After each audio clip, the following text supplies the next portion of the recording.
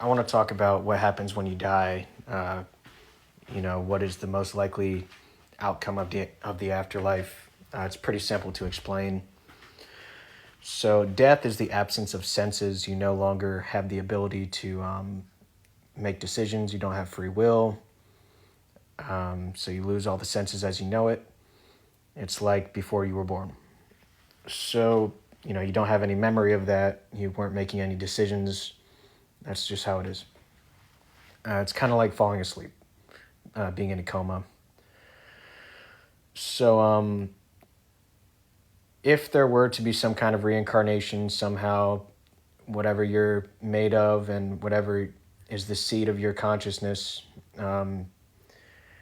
if that were to be reincarnated in another body, okay, maybe the senses would be different. Okay, for example, some animals don't have eyes and stuff like that. So, but to say that you're going to experience any kind of senses and memory and free will after death, it would be some kind of reincarnation.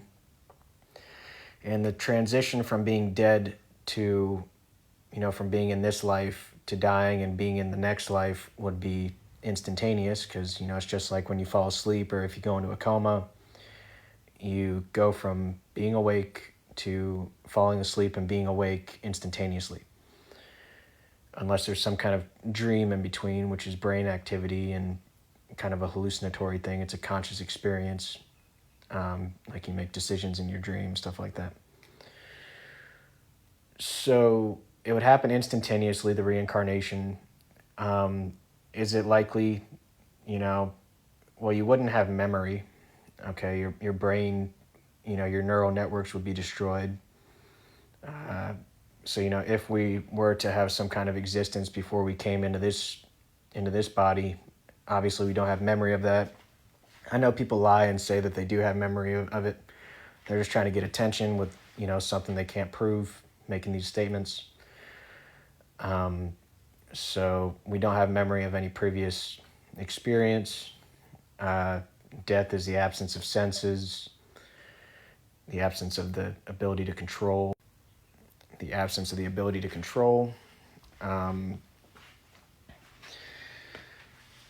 So yeah, most likely you're just going to be senseless forever. To say that there's some kind of rudimentary consciousness even when your body breaks down, that we were experiencing some kind of rudimentary consciousness before we became conscious in this form, you weren't. Okay, you weren't conscious. You don't have memory of it. So,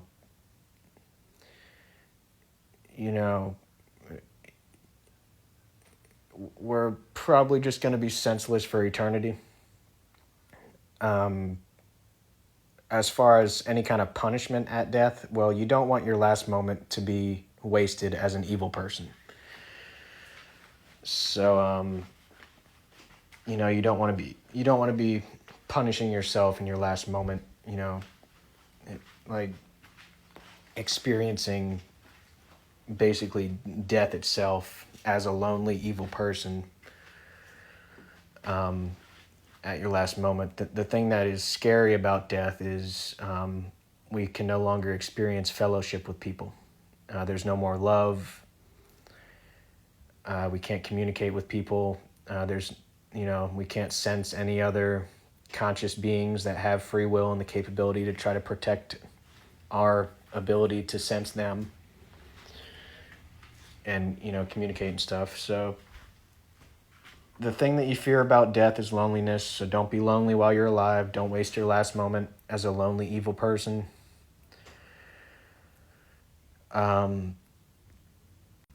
Will we be reincarnated? I don't know how to explain to you that it's impossible. And I could assume how it would happen, how that passage of time would happen, and, that we probably wouldn't have any memory.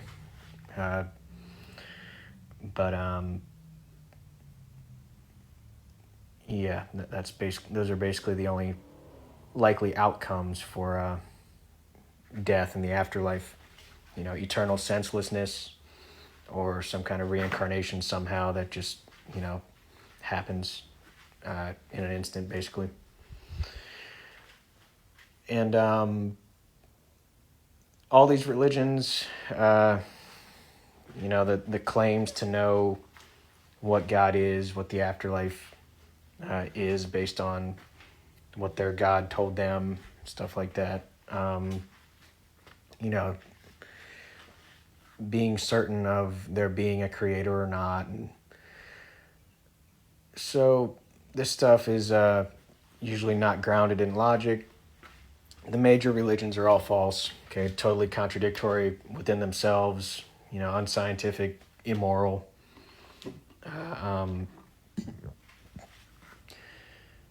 Don't be so enticed by their description of the afterlife that you adhere to them telling you to just have this stubborn faith and, be wicked with them. They'll tell you that it's good, but it's wicked.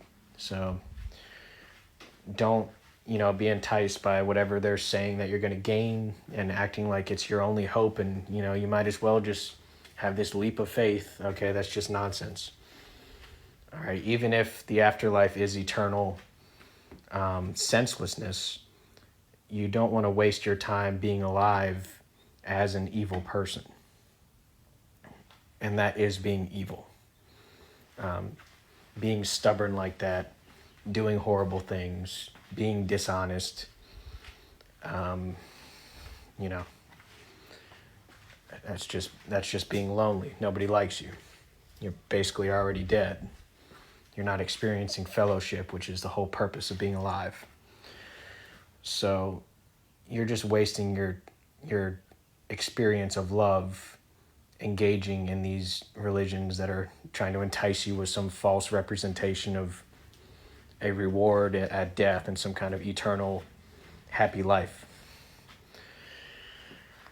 So yeah, if there is going to be some kind of reward after death, the only way to gain it is by behaving properly. And you're not behaving properly if you're taking these stubborn leaps of faith in these things that are objectively contradictory, just based on the definition of the language that in the statements that are being made, as well as the history and the science and all this stuff, the logic behind the morality.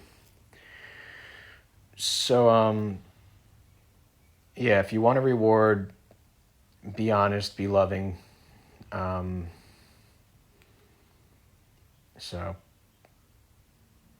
Probably eternal senselessness. I wouldn't be afraid of it. I would just enjoy life as you have it.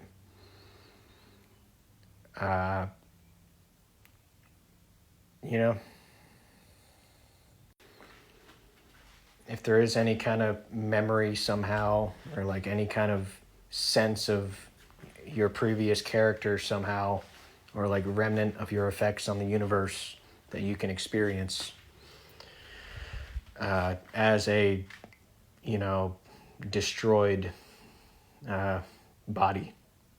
You want to have behaved as a good person and have experienced love. If there is any kind of way to communicate with others while we're dead, you want to have shown them,